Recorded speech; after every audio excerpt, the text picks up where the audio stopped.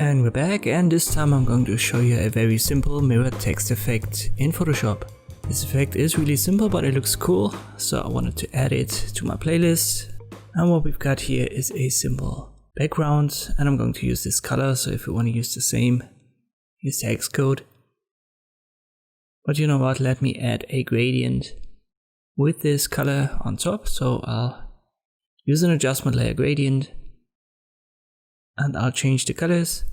So the color on the left is going to be the one that I just mentioned. Just copy the Xcode, and on the right I want to make it a bit darker. Let me try a couple of variations out here. That should be fine. I'll make that linear, but I'll change the angle so that it's diagonal. And it should be good. I press OK. Now let's create the text. I personally like this effect when the font is very thick.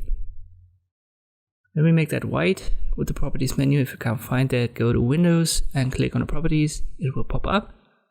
So I use Futura Bold here, which should be fine. And I press Ctrl T and resize that. Now I want to copy that. I press Ctrl J to just copy the layer. And then I hold Shift when I drag this copy downwards. I'll change the fill color on the properties to black.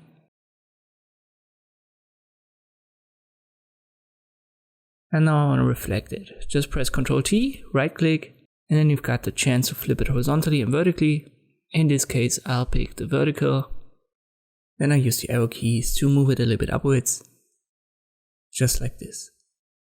So if you want to align it, you can press Ctrl A and use the top menu while the move tool is active.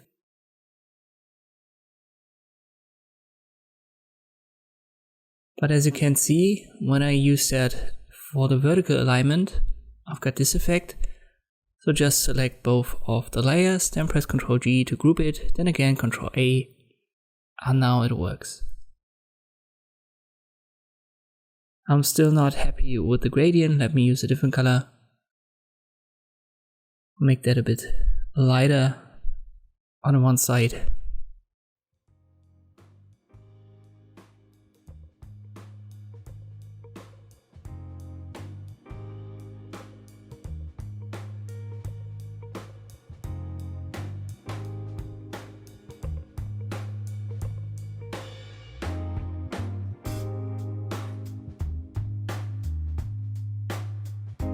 And this is the basic effect. Really simple, but you can see that a lot, and it simply looks cool. I hope this video was helpful. Thanks for watching, and I'll see you next time.